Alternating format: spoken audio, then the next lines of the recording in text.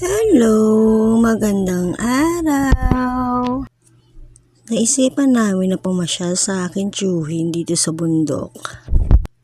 Kakaiba talaga pag ambience ng probinsya, no? Ang gandang tingnan, sarap sa pakiramdam. Isa rin sa dahilan kaya umakyat kami dito sa bundok ay aayusin tong motor na pinapasada ng aking asawa. Ganito yata kapag medyo tumatanda ka na. Minsan naiisip mo nang tumira sa ganitong lugar kasi tahimik lang, nakaka-relax. Ang kita nga sa dyan, no? Dyan sa part na yung makita mo yung highway na dito sa tipo yan.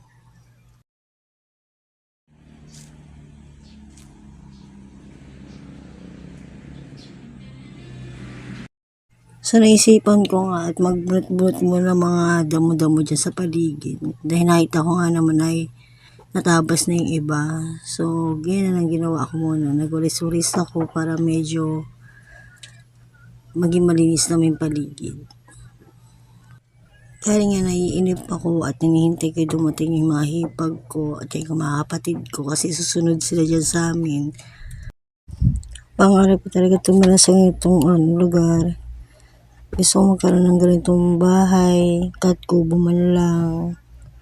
Tapos ganyang paligid, maraming puno, maraming tanim, may sariling tubig.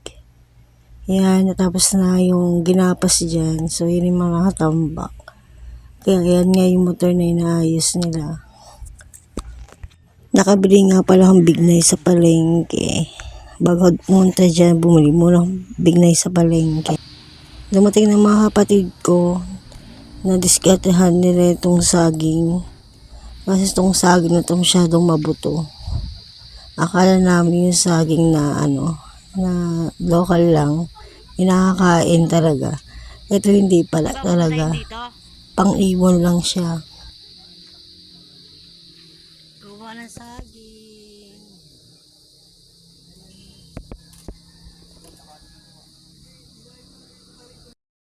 Lo!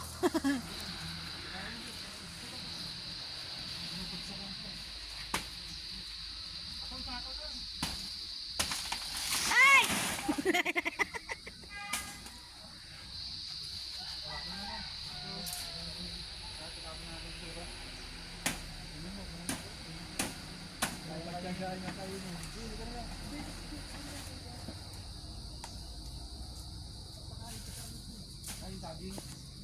Laki?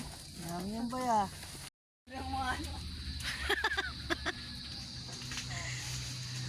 Oh, merenda! Saging! Laki, ubuto nga. Oo nga, mabuto. Tingnan mo, kagatin mo. Puro buto. Huwag matay siya. Mabuto nga. Mabuto? Sipsipin mo lang, basta ganyan. Mabuto? Meron, kaso meron pero kung Grabe naman buto yan. parang paminta. Ano? Oo nga, mabuto. Dalmatian yan. Ano ba?